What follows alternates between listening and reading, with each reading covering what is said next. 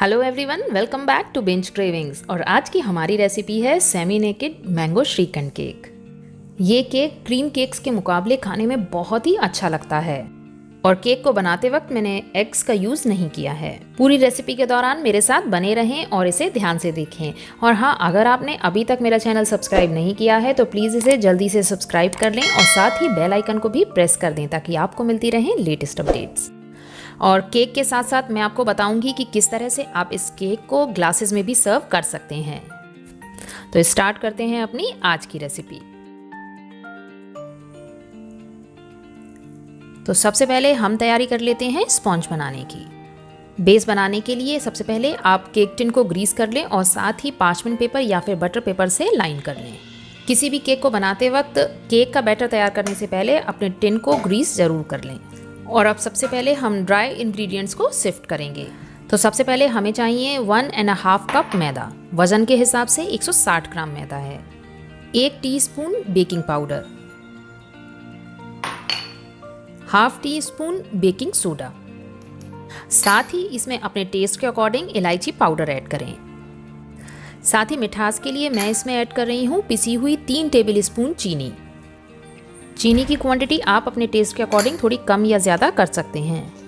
सारी चीज़ों को अच्छे से सिफ्ट कर लें। अच्छे केक के लिए ड्राई इंग्रेडिएंट्स को सिफ्ट करना बहुत ज़रूरी है। साथ ही जितने भी इंग्रेडिएंट्स आप यूज़ करें वो सभी रूम टेम्परेचर के हों। सिफ्ट करने के बाद भी एक बार इस तरह से इंग्रेडिएंट्स को मिक्स ज़रूर कर लें। तो ड्राई इंग्रेडिएंट्स के बाद में अब बारी आती है हमारे वेट इंग्रेडिएंट्स की। यहाँ पे मैंने लिया है 3/4 कप कंडेंस्ड मिल्क। वज़न के हिसाब से इसकी क्वांटिटी 200 ग्राम है।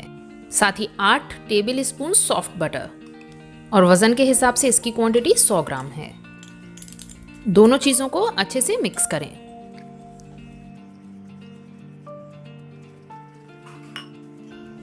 और अब ऐड करें 100 ml पानी। पानी भी हमें रूम टेम्परेचर पर ही यूज़ करना है। 2 टीस्पून विनेगर। अब सारी चीज़ें अच्छे से मिक्स हो गई हैं और अब मैं इसके अंदर थोड़ा थोड़ा करके ड्राई इंग्रेडिएंट्स ऐड करूंगी।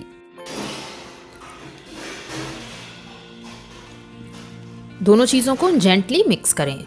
केक बनाते समय ये ध्यान रखें कि आप सारे इंग्रेडिएंट्स को एक ही डायरेक्शन में मिक्स करें या फिर कट एंड फोल्ड मेथड का यूज़ करते हुए चीज़ों को मिक्स करें।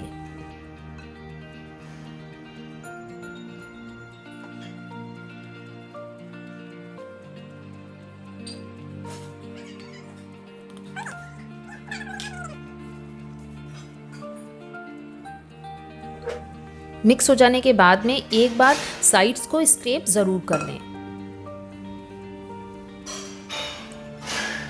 स्क्रैप करने के बाद में एक बार मिक्स करें।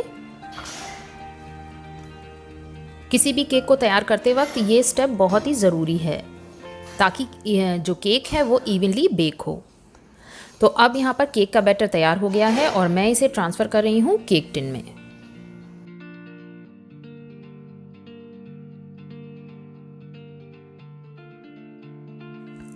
बैटर डालने के बाद में इसे इवनली स्प्रेड करें और साथ ही टिन को टैप ज़रूर कर लें। और यहाँ केक को बेक करने के लिए मैं यहाँ पर एक प्री हीटेड पैन का यूज़ कर रही हूँ। इसे मैंने लगभग 10 मिनट पहले से गर्म करके रखा हुआ है।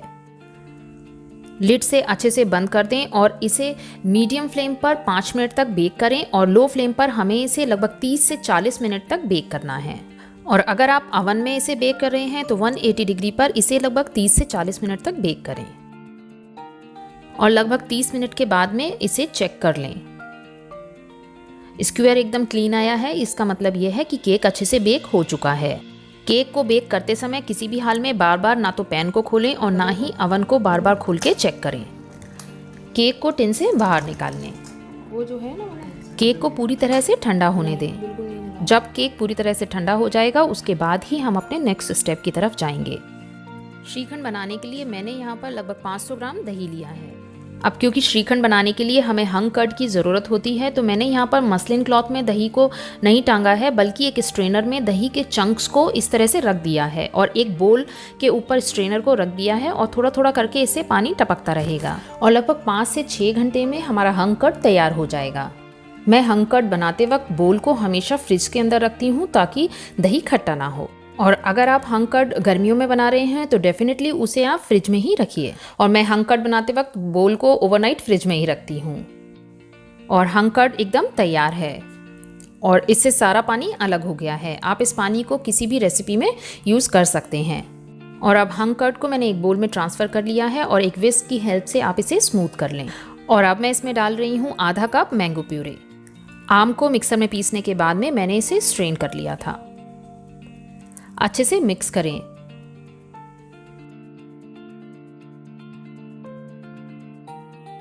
साथ ही हाफ टी स्पून पिसी हुई हरी इलायची का पाउडर।